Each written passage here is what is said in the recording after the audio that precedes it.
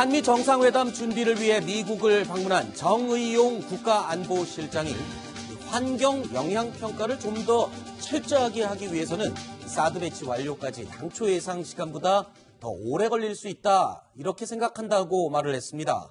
사드 배치 결정 자체, 절차 자체에 문제가 있다고 밝혔던 문재인 대통령의 입장을 명확히 재확인한 셈인데요. 그 내용 직접 들어보시죠. 환경 영향 평가를 정식으로 하게 되면 배치가 좀 지연될 거다라는 의견도 있는데 그건 어떻게 생각하십니까? 그런 의견들이 있습니다. 그래서 환경 영향 평가를 좀 더 철저하게 하기 위해서는 지금 우리가 당초 예상했던 것보다는 더 많은 시간이 걸 수 있는 거 아닌가, 이렇게 생각을 하고 있습니다. 네, 환경 영향 평가를 위해서는 시간이 더 걸릴 수 있다. 물론 청와대 측에서는 사드 배치 자체를 철회하는 것은 아니다라고 분명히 밝혔지만, 저 이야기를 들어보면요, 환경 영향 평가를 위해서는 사드가 배치가 철회가 될 수도 있다, 이런 걸로 들리는데 너무 앞서 나간 생각인가요? 철회까지는 아니고요. 그건 예단할 수 없는 것이고, 네. 환경 영향 평가를 철저히 해야 되기 때문에 시간은 많이 지연될 수 있다, 이런 네. 의미로 해석하면 되겠습니다. 정상 가동은 일단 힘들다고 볼 수 있지 않을까요? 원래 계획은 약식으로 그 환경 영향 평가를 하기 때문에 네. 6월 말이면은 환경 영향 평가 끝나고, 네. 원래 예정됐던 금년 연말까지 사드 나머지 4개 그 발사대가 전부 다 실전 배치될 수 있다라는 그 계획을 가지고 있었는데, 네. 만약에 제대로 지금 현재 정의용 안보실장이 얘기했듯이 철저하게 환경 영향 평가를 한다면, 네. 금년 연말까지는 그 배치가 힘들 거다. 네. 이런 것을 우리가 예측할 수 있겠습니다. 그러니까 다시 말씀드려서 지금 현재 하는 이 환경 영향 평가를 철저하게 한다는 게 이제 전략 또는 일반 환경 영향 평가를 한다는 뜻인데요. 네. 그럴 경우에는 최소 6개월 이상이 걸립니다. 네. 그럼 앞으로 6개월 가까이 6개월 이상 영향 평가를 하고, 네. 그 다음에 이제 가능해진다고 판단이 되면 기지 건설에 들어가는 거거든요. 네. 그렇다고 보면 당초 계획했던 올해 연내 배치는 조금 어렵고 내년으로 넘어가서 기지 공사 및 배치가 이루어질 것으로 예상하고 있습니다. 잠시만요. 지금 말씀하실 때 이 환경 영향 평가가 한 가지가 아니고 지금 몇 가지를 얘기해 주셨어요. 그러니까 지금 청와대, 정부에서 주장하는 거는 전략 환경 영향 평가를 해야 된다라고 이야기를 하는데, 이게 지금 시간이 오래 걸린다는 거죠. 좀 설명을 좀 해 주십시오. 이게 어떻게 다른 건가요? 네, 지금 현재 환경 영향 평가 종류가 3가지가 있는데, 네. 정부에서 얘기하는 것은, 청와대에서 얘기하는 것은 전략 환경 영향 평가이기 때문에, 네. 제일 그 위에 있는 것입니다. 네. 그리고 또 토지 교환 방식으로 했기 때문에 롯데에다가 다른 부지를 주고, 롯데 현재 그 골프장을 갖다가 현재 받은 거 아닙니까? 네. 토지 교환 방식이기 때문에 당연히 전략 영향 평가를 해야 된다는 입장인 것 같고, 네. 근데 국방부는 제일 밑에 네. 부지가 33만 제곱미터 이하이기 때문에, 네. 이거는 군사실에 들어가는 그 면적만 네. 간단하게 약식으로 네. 환경 영향 평가를 하면 된다, 이런 입장인 것 같습니다. 네.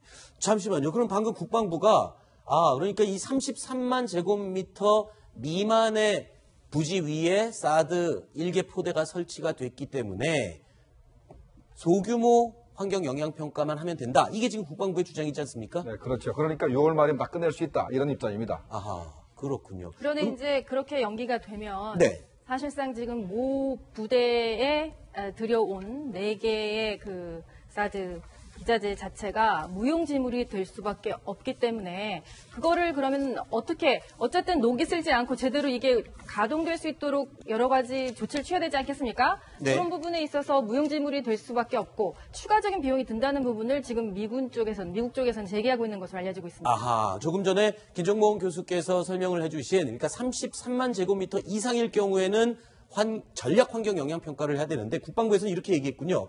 사드 부지 면적은 32만 제곱미터다. 그러니까 33만에 미치지 못하는 데다가 사업 면적, 즉 사드 미사일 포대가 설치가 된 면적은 10만 제곱미터 이하다. 그러니까 가장 빨리 끝낼 수 있는 소규모 영향 평가를 해야 된다라고 주장하는 거군요. 아니, 그러면 사드 미사일 그 기지 배치가 10만 제곱미터인데 왜 이렇게 넓은 땅을 확보를 한 겁니까? 아마 진입도 하고, 네. 그다음에 숙소하고 이런 것들이 다 들어가기 때문에, 아하. 32만 제곱미터로 이렇게 설정한 것 같습니다. 그렇군요. 또 이게 군사 시절이기 때문에 좀 어떤 이격거리가 필요를 해서 충분한 땅을 확보했다고 볼 수도 있겠죠. 아마도 이제 정식으로 배치가 되면은, 네. 한국군도 그 미군을 방어하기 위해서 네. 일대에다 배치되기 때문에, 네. 전반적으로 면적 자체가 이렇게 한 10만 평 가까이 된다고 봐야 되겠습니다. 자, 그러면 지금 중요한 거는요. 이 청와대 입장에서 볼 때는 환경 영향 평가 등 절차에 문제가 있다라고 여러 번 입장을 밝혔지 않습니까? 그렇다면 국방부가 주장하는 이 환경 영향 평가, 즉 소규모 약식 환경 영향 평가에는 문제가 있다. 이렇게 보는 입장인 거군요. 네, 그렇습니다. 근데 국방부 입장하고 네. 청와대 입장하고 다르지만 현재 이런 얘기들이 아마 제가 확인 안 해봤습니다만 분명히 어디 소파 규정이 어디 있을 겁니다. 네. 규정대로 아마 얘기를 한 것 같은데 그거를 현재 그 카테고리를 바꿔가지고 네. 전략 환경 영향 평가로 이제 주장을 해서 그쪽으로 이제 가려고 해서 네. 청와대가 주장을 하는 것 같습니다. 잠시만요. 그럼 또 이 사드 일개 포대는 사실 미군이 설치를 하고 비용도 지금 미군이 되고 있지 않습니까? 그리고 미군을 위해서 운용이 된다라는 게 지금 외부적인 명목인데 이렇게 되면 우리 정부에서 이렇게 환경 영향 평가를 가지고 이의를 제기해서 절차상의 문제를 삼을 수는 있나요? 미국이 이걸 받아들일까요? 이게 이제 그 미군만을 위한 게 아니라 한반도 안보 정세상 필요한 시스템이라고 보기 때문에 그쪽에서도 사드 배치의 정당성을 이야기할 때 미군뿐만 아니라 이건 한미일 모두를 방어하는 애국적인 시스템이라고 얘기를 하고 있습니다. 네. 그리고 이제 그 수혜 효과를 보고 또 어떻게 보면 부지 제공과 여러 가지 기자재 등을 제공하는 게 한국이기 때문에 제가 그러니까 며칠 전에 만났던 미군 쪽이나 미국 쪽 사람들 이야기는 국내에서 이런 문제들이 제기되는 것을 공식적으로 우리가 뭐라고 할 수는 없다. 네. 이 제기를 할 수가 없다. 국내 정치적인 문제라고 대통령까지 나서서 이야기하고 있는데 다만 이제 제가 앞서 짚어드렸듯이 이것이 6개월 또는 1년 정도까지 연장이 될 경우에 연기가 될 경우에 기자재 그 부분, 이미 들여온 부분들, 어디인지 지금 특정해서 얘기는 하고 있지 않지만 그 4개의 기기들에 대한 운영 비용, 추가적인 비용 문제나 아니면 이것이 무용지물이 될 수 있지 않을까라는 우려를, 의구심을 그쪽에서 충분히 제기할 수 있을 거라 생각되어집니다. 지금 그 미국이 운용하는 장비인데 네. 한국의 어떤 환경 영향 평가 필요한 것인가 물으셨는데 네. 이게 만일 미군 부대 안에서 그냥 미국이 거의 영토라고 봐야 되지 않습니까? 네. 물론 한국에 있지만 그렇다면 환경 영향 평가라는 거는 거의 뭐 의미가 없죠. 네. 그런데 지금 이게 한국에 우리가 제공한 부지에 그 미군의 시설이 들어가기 때문에 이거는 미국법과 한국법 다 적용받을 겁니다. 아하. 그래서 만일에 예컨대 미국이 어떤 화학 무기를 갖다 한국의 모처에 만일 보관하는 시설을 짓는다. 이러면 당연히 우리 국민들이나 여기에 영향을 받기 때문에 네. 환경 영향 평가를 받는 건 당연하겠죠. 자, 그런데요. 지금 이런 논의가 나오고 있는 상황에서 미국의 이 상원 원내 총무죠. 딕 더빈 의원이, 민주당 의원이 한국을 방문해서 문재인 대통령을 만난 자리에서 이런 얘기가 나왔다. 한국이 원치 않으면 사드 빼겠다. 이런 언급을 했다고 그래서 지금 어제 오늘 난리가 났습니다. 시끄럽습니다. 어떻게 된 겁니까? 뭐라고 얘기를 했는지 그 문장을 하나씩 좀 짚으면서 김정한 차장이 설명을 해 주시죠. 네, 이제 그 면담 직후에 언론과의 인터뷰에서 이렇게 얘기를 했습니다. I basically said to him two things. 그러니까 said to him이라는 거는 문재인 대통령을 이야기하는 것이겠죠. 두 가지를 이야기했는데 we face tough budget times in Washington. 굉장히 여러 면에서 예산과 관련한 힘든 시간을 맞고 있다.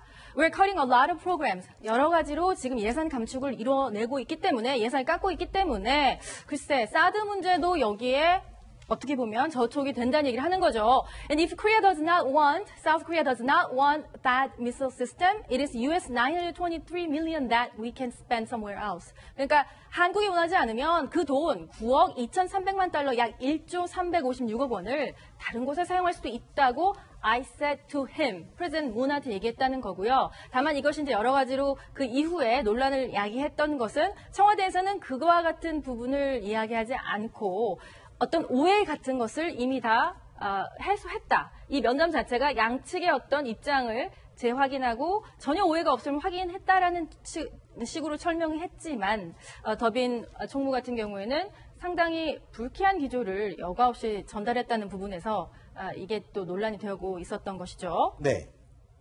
그리고 두 번째 또 얘기를 했죠? 그렇죠. 그리고 이제 내가 한국에 산다면 이 얘기했습니다. 더빈 원내 총무 본인의 두 형이 한국전 참전 용사이기 때문에 상당히 한국 정세에 각별하게 관심을 가질 수밖에 없는데 한국에 산다면 북한이 전쟁을 시작할 때 한국에 부을 수백 발의 탄도 미사일을 방어해주는 이 사드 시스템 나라면 가능한 많이 원할 것이다. 그런데 I don't understand why that feeling does not dominate this conversation. 그러니까 왜 한국에서는 이런 정서를 이해하지 않고 이 정서가 대화를 주도하지 않는지 이해할 수 없다. 굉장히 불쾌감을 표기한 거고요.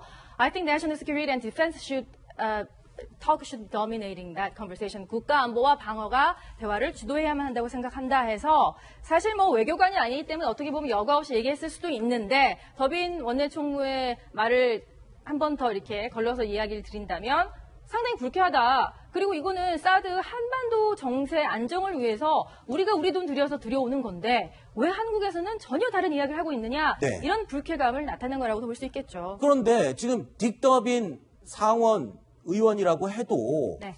아니 이 사람이 어떤 사람이길래 이런 말을 할 수 있는 건가요? 이게 미국의 입장을 대변할 수도 있는 건가요? 제가 볼 때 딕더빈이 지금 민주당 상원 원내총무입니다. 네. 소수당이죠. 네. 상원에서 그 마이너리티인데. 쉽게 말하면 야당이잖아요. 야당 미국에서. 원내총무죠. 근데 이제 군사위원장인가요? 네. 그 예산을 다루는 네네. 그 하는 위원장인데 제가 볼 때 지금 아까 딕더빈 위원장이 지금 워싱턴 내에서 예산 문제로 지금 큰 어려움이 있다고 말씀했지 않습니까? 네. 사실은 그래서 저는 저게 민주당의 입장이다 이렇게 말씀드리고 싶은 게 아하. 왜냐하면 이번에 그 도널드 트럼프 대통령이 내년 예산을 반영하면서 네. 환경이라든가 이런 예산을 대폭 깎고 그 대신 국방 예산을 대폭 늘리겠다고 했습니다. 네. 그렇다면 국방 예산을 늘리기 때문에 별 문제가 없는데 오히려 지금 민주당은 트럼프 대통령에 대한 심각한 반감을 드러내면서 아하. 트럼프 대통령의 국방 예산 늘린 걸 우리는 반대하고 있다. 네. 그러니까 그 딕더빈 민주당 원내총무 입장에서는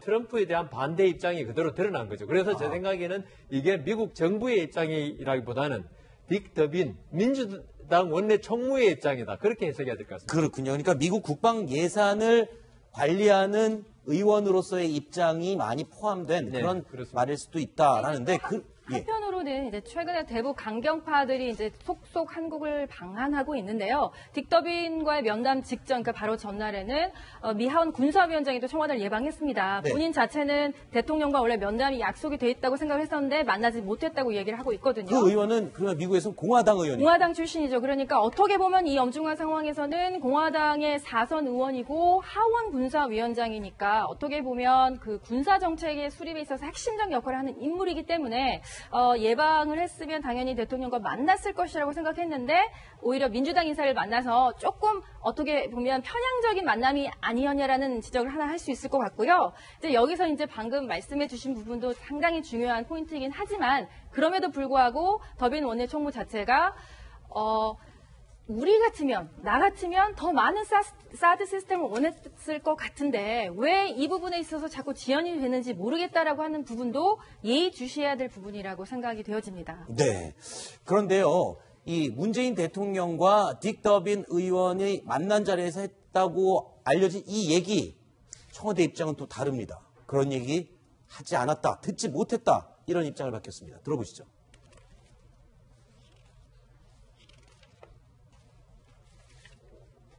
저도 그 면담에 배석을 했는데요. 제 기억에 그렇게 얘기는 하지 않고 이제 최근에 의회에서 사드 예산에 관해서 논의가 있는데 한국에서 이렇게 반대 여론이 있으면 그걸 어떻게 해야 될지 모르겠다. 여기에 대해서 대통령님 생각은 어떠냐 이렇게 물어봤던 걸로 저는 기억을 하고 있어요. 그래서 이 대통령께서 아주 소상하게 답변해 주셨습니다. 또 사드를 배치하는 것과 관련해서 주변의 그 환경 영향 평가를 좀 더 철저히 해야 된다는 그 우리 국민들의 요구가 매우 강하다 이렇게 말씀을 그랬더니 그 더빈 의원이 자기도 환경 영향 평가는 아주 합리적으로 그리고 그 법적 절차를 따라서 다뤄져야 된다 했는데 같은 생각입니다. 또 한국민들이 선출한 국회를 통해서 결정을 하면 그 결정은 존중하겠습니다. 이렇게 얘기도 했습니다. 연단 분위기는 아주 좋았어요. 자, 지금 이 딕더빈 의원과의 인터뷰, 언론과의 인터뷰 내용이 지금 보도되면서 굉장히 논란이 되고 있거든요. 자, 이에 대해서 청와대가 또 입장을 밝혔다면서요, 김 처장. 예, 오늘 저희 지금 방금 보신 거는 이제 안보실장이 미국에서 한 얘기고요. 네네. 오전에 청와대에서도 아까 얘기했던 핵심이 이거 아니겠습니까? 사드 예산을 다른 곳에 쓸 수 있다. 그 발언은 속기록을 찾아봤는데도 없다. 네. 그럼 어떻게 된 겁니까? 분명히 없었다라고 네. 한번 확인을 했습니다. 그런데 그러면서 더빈 의원이 미국 정부는 사드 배치를 위해 한국 돈으로 약 1조 이상을 쓸 건데 왜 도대체 한국에서는 사드 배치가 논란이 된다는 점이 놀랍다. 네. 그런 말을 했다라면서 이렇게 부연 설명을 했습니다. 네. 일단 뭐 진실게임 공방으로 가는 것 같습니다. 미국의 의원이 이렇게 말했다라고 인터뷰를 했는데 청와대에서는 그런 언급은 없었다. 하지만 비슷한 이런 내용은 포함이 돼 있었다. 근데 아마 저기 회의록, 속기록이 있다고 하지 네. 않습니까? 역사의 자료기 때문에요. 그건 다 꼼꼼하게 적습니다. 아, 청와대의 기록이 더 정확하게 속기록이 있군요. 없다는 얘기는 많이 받아들여야 될 것 같고요. 아마 네. 그 의사를 전달하는 사람의 뉘앙스를 아하. 해석하는 데 있어서 각자 조금 다르게 이해하고 있는 것 아닌가 싶습니다. 네. 대통령이 참석하는 어떤 회의나 이게 면담에는 반드시 연설기록비서관에 누가 참석을 해서 네. 녹음을 하거나 아니면 전부 다 그걸 노트북에 칩니다. 네. 그래서 속기록이 만들어지기 때문에 속기록이 없으면 그건 없는 겁니다. 네. 아마도 더빈 의원이 자기가 했던 말을 조금 더 붙여가지고 말하다 보니까 네. 그런 혼선이 있었던 것 같습니다. 자, 그런데요. 이 사드 보고 누락 논란이 있기 전에 한 열흘 전이었습니다. 문정인 통일 외교 안보 특보가 한 언론과 인터뷰를 했습니다. 근데 그 내용을 다시 열어보니까요. 이 보고 누락 논란이 시작되기 전부터 이미 이 흐름은 예정돼 있었다라고 생각을 할 수 있을 정도의 내용입니다. 네, 이 이야기가 이제 뒤돌아보니까 정말 예시력을 갖고 있었나, 예지력을 갖고 있었나 할 만큼 굉장히 그렇죠. 맞아 떨어지는 부분이죠. 사드 배치 전에 환경 영향 평가도 거치지 않았다. 이게 5월 22일에 이미 미리 그렇습니다. 했던 인터뷰죠. 그렇습니다. 그리고 국방부를 통해서 미국 쪽에 잠정적으로 중단 요구를 할 수밖에 없다. 같은 인터뷰에서 한 얘기죠. 이 모든 사실 자체가 이제 뒤돌아 생각해 보니까 또 문정인 특보를 이제 발표할 때 문 대통령 본인도 통일 외교 정책을 함께 논의해 나갈 분이라고 소개를 했기 때문에 네. 이게 어떤 청와대와의 물밑 조율 내지는 교감을 통해서 큰 그림을 그리고 이 모든 것이 진행되는 것 아니냐라는 해석을 낳고 있다고도 볼 수 있을 것 같은데요. 글쎄요, 답변은 이제 문 특보께서 직접 해주셔야 될 타입인 것 같긴 합니다. 네. 그러면서 또 5월 22일 인터뷰에서 이런 얘기까지 했습니다. 문정인 특보. 민주적, 절차적인 정당성을 밟는다면 가동은 쉽지 않을 것이다. 이것도 오늘 안보실장이 어제 오늘 했던 말과 맥을 같이 합니다. 거의 열흘 전에 이미 한 말들이 하나씩 지금 현실에서 실현이 되고 있는 걸 보면 청와대와 문정인 특보 그리고 이 외교 안보 라인에서는 이미 지금 현재 일어나고 있는 일들에 대해서 다 공감하고 이미 계획이 다 있었다. 이렇게 볼 수 있는 거 아닌가요? 근데 이제 잠정 가동은 쉽지 않을 것이다가 현재형일 것 같고요. 네. 지금 현재로서의 기류만 놓고 보면 사드 배치 자체의 그 결정을 번복한다는 거는 현재로서는 저는 가능성이 낮다고 봅니다. 네. 실제로 이제 더든 원내 총무가 문재인 대통령과 면담했던 청와대 당시에도 배석자들에 따르면 문 대통령은 이 비용 부분에 있어서 트럼프 대통령 미국 쪽에서 한국이 부담하라는 얘기로 굉장히 논란을 낳은 적이 있잖아요. 네. 근데 이제 그 이후에 백악관에서 그게 아니고 우리가 미국이 한다고 얘기를 했다. 이 부분을 거듭 확인을 했다고 합니다. 네. 그렇기 때문에 지금 사드 배치 자체를 번복한다라고 우리가 이야기할 수는 없지만 앞서 짚어주셨던 환경평가 거기서 이제 우리 국민들에게 건강에 환경에 해가 될 수 있는 어떤 결과가 나온다 하면 상당히 이 변수가 유동적인 변수가 앞으로 많이 나올 수 있다고 볼 수 있겠죠. 자, 그럼 또 궁금한 게 있습니다. 이 지금 보고 누락 논란과 관련해서 한민구 국방장관이 1차적으로 조사의 대상이었고 2차로 김관진 전 안보실장도 조사를 받았거든요. 그런데 김관진 전 실장은 사실 전 정부의 안보실장입니다. 근데 전 정부의 안보실장이 조사의 대상이 됐다는 것. 그래서 언론 보도에는 이런 얘기가 나옵니다. 김관진 전 안보실장이 타깃이 되는 거 아니냐 이런 얘기가 나오거든요. 어떤 부분에서 타깃이 될 이유가 있는 겁니까? 네, 김관진 실장이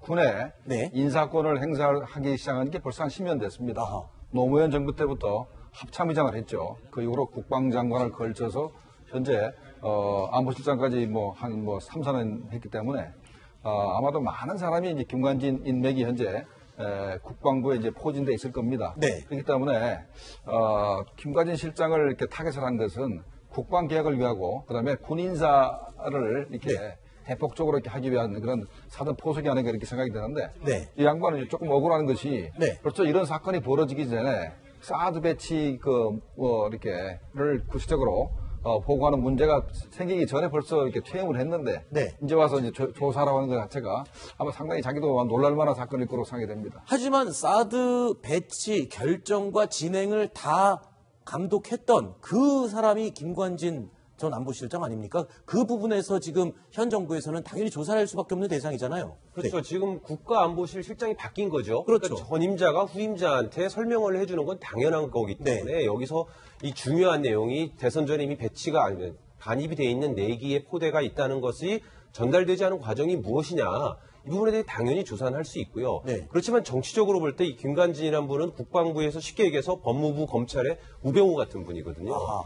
이 우병우 사단을 어떻게 개혁하겠다면서 지금 돈봉투 사건을 계기로 그렇죠. 지금 강력한 조사를 하고 있지 않습니까? 네. 그와 비슷한 상황이라고 보시면 될 것 같습니다. 지금 김관진 그 전 실장의 아까 말씀하신 대로 인맥들이 국방부에 많이 있기 때문에 네. 이분들을 어떻게 하면 개혁을 가는데 걸림돌이 되지 않도록 네. 그럼 어떤 이런 압력 같은 게 아닐까 이런 해석이 나올 수밖에 없는 상황인 저는 것 같습니다. 지금 그 김관진 그 안보실장 네, 전 안보실장. 보고에 대해서 어떻게 네. 이야기했다. 그다음 청와대는 그와 반대 이야기를 하지 않습니까? 네네.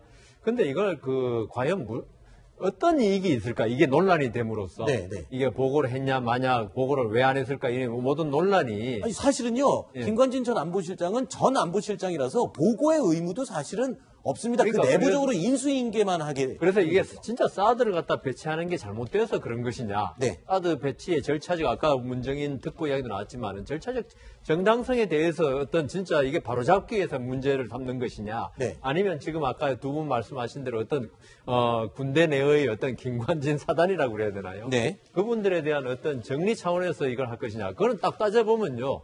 이 보고 문제가 논란이 됨으로써 누가 이익을 받느냐. 그러면 김관진 장관은 이 문제에 대해서 있죠. 이게 표면화되고 정점화돼서 이익받을 게 하나도 없는 사람입니다. 네. 그렇다면 지금 말씀하신 대로 청와대가 계속 이 문제를 갖다가 점화시키고 불꽃을 키우는 것은 어떤 청와대의 어떤 의도가 있다. 네. 그렇게밖에 볼 수 없기 때문에 네네. 충분히 정치적인 어떤 의도가 있다. 이렇게 의심을 받을 수 있는 면은 충분히 있죠. 이것도 궁금합니다. 지금 이 국방 안보 이쪽 분야의 개혁도 현 정부의 굉장히 큰 화두 중에 하나이지만 그 스타트가 아니겠냐라고 길진균 차장이 조금 아까 얘기를 해줬습니다. 그런데 최근에 알짜파 그리고 또 독사파 뭐 이래서 군 내에 사조직 얘기가 나오면서 독사파 얘기에 또 김관진 전 실장 얘기가 나왔습니다. 이건 어떻게 실체가 있는 사조직입니까? 군대 내에? 아마도 그 독일을 유학 갔다 온 독일 육사에서 공부를 한 그 육군 사관학 출신들이 네. 모여가지고 이렇게 밥을 먹거나 이렇게 그 비공식적으로 이렇게 하는 모임은 있을 거로 생각이 듭니다. 네. 근데 그걸 또 파짜까지 붙이기는 그건 조금 지나친 것 같고. 그러니까 독일 사관학교에 연수를 갔다 온 사람들 줄여서 독사파 이렇게 지금 누군가가 이름을 붙인 거죠. 그렇죠. 그런데 우리 군에서는 미국 육사 웨스트 포인트 출신들이 굉장히 득세를 하고 많이 출세를 했었습니다. 근데 김관진 실장이 독일 육사를 유학을 갔다 왔기 때문에 김관진 실장이 이제 실권을 쥔 다음부터는 독일 육사 출신들이 많이 그래도 소외된 쪽에서 이제 많이 득세를 했었을 겁니다. 네. 그걸 갖다 독사파라고 주장하는 것은 좀 지나친 것 같고 네. 아마 김관진 실장하고 같이 일했던 사람들이 네. 많이 발탁된 건 사실인 것 같습니다. 네. 제가 좀 안타까운 게 하나 있습니다. 간단히 좀 말씀드리고 지나가고 싶은데요. 그러니까 미국 정보 쪽에서 일하는 사람한테 옛날에 이런 얘기를 들은 적이 있어요. 국정원 물론 열심히 일하시는 분도 많이 계시지만 국정원과의 어떤 협력 관계에 있어서 굉장히 정치적인 영향을 많이 받기 때문에 네. 정보 공유를 할 때 상당히 망설여지는 부분이 많다. 그러니까 네. 정치적 기관이라는 그런 생각을 가질 수밖에 없는 여러 가지 정황을 많이 봐왔다고 얘기를 하더라고요. 같은 맥락에서 볼 때 사실 환경평가에 대해서 우리가 지금 여러 단계를 설명해드리고 있잖아요. 네. 사드 배치 직전에 결정 직전에 이런 논의는 다 끝났어야 되는 겁니다. 네. 그리고 솔직히 이런 부분이 어떻게 보면 정치적인 이슈로 점화되는 이 과정에 과연 이 어떤 안보 협약을 같이 하고 있는 미국 쪽에서 볼 때는 굉장히 아마추어적인 면으로 보이지 않을까. 과연 그러면 한미 군사, 한미 정보 협력 부분에 있어서 과연 우리가 얼마만큼의 신뢰도를 회복할 수 있을지 그런 네. 부분도 참 우려스럽습니다. 알겠습니다. 다시 또 한민관 그 전 실장, 그러니까 김관진. 네, 죄송합니다. 김관진 전 실장의 얘기로 좀 돌아가서요. 자, 이 FX 사업, 그러니까 F-35A 도입 과정에서 이 사업을 주도했고 결정을 했던 사람이다. 그래서 타깃이 될 수 있지 않느냐. 또 이 얘기가 나오고 있거든요. 어떤 사업이었고 어떻게 관여를 한 겁니까? 김관진 전 실장이요. 김관진 전 실장이 당시에 방위사업추진위원회 위원장이었습니다. 네. 그래서 우리가 F-15SE를 도입할 거냐 아니면 로키드 마틴사의 F-35A를 도입할 거냐 하는 것이 논쟁이 있었는데 그 당시에 F-35A를 선정한 것은 F-15SE는 스텔스 기능이 전혀 없습니다. 네. 근데 현재 중국이라든가 일본, 러시아가 전부 다 스텔스 기를 현재 가지고 있고 앞으로 일본 같은 경우는 곧 이제 보유할 직전에 있었기 때문에 우리도 F-35A로 해야 된다라고 이제 선정을 했습니다. 여기까지 사실은 별 오해 소지가 없는데 문제는 F-35A를 우리가 도입을 하게 되면 로키드 마틴에서 우리한테 우리가 국산 전투기 네. 사업에 있어서 기술을 4가지를 주기로 했는데 그 4가지 기술을 주지도 않았고 그다음에 통신 위성 정보를 이제 한 개 위성에 주는 것을 제공하기로 했는데 그것도 안 줬다. 그래서 그 부분을 조사하겠다는 것이 아마 핵심 포인트인 것 같습니다. 네.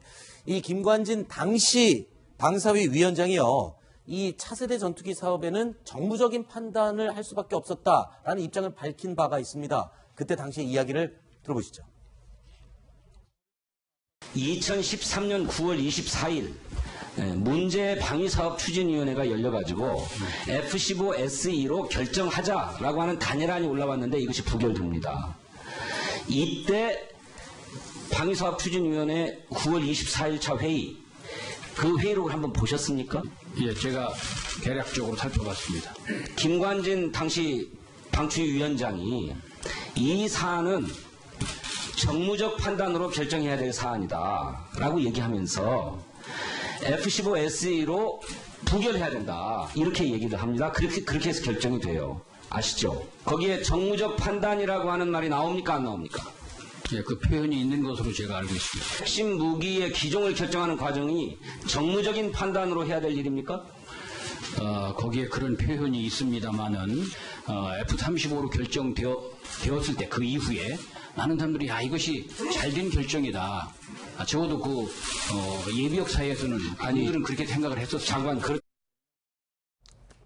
자, 이렇게 되면요. 지금 FX 사업 그리고 사드 도입 과정의 절차상의 문제 뭐 이런 것들이 전부 다 지금 현 문재인 정권에서의 개혁의 대상이 되는 거 아니겠습니까? 그렇다 보니까 전 안보실장임에도 불구하고 요번에 지금 조사 대상이 포함이 된 게 아닌가 이런 결론을 내릴 수밖에 없는 거고요. 그러니까 저도 개인적으로 보면은 왜 그 당시에 4가지 기술하고 위성 정보를 받기로 했다가 그러니까요. 어떻게 그게 무산됐는지 네. 저도 좀 알고 싶습니다. 그런데 네. 이 정부에서 조사할 필요가 있는 것이죠.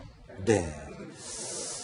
자, 그리고요, 국방부가요, 정의용 국가안보실장에게 제출한 최종 보고서 문구가 보도가 됐습니다. 어떤 내용으로 지금 확인이 되고 있죠? 네, 지금 말씀하신 4기의 사드 포대가 보고서에 들어 있었느냐 없었느냐 이거 그렇죠. 싸웠던 거 아니겠습니까?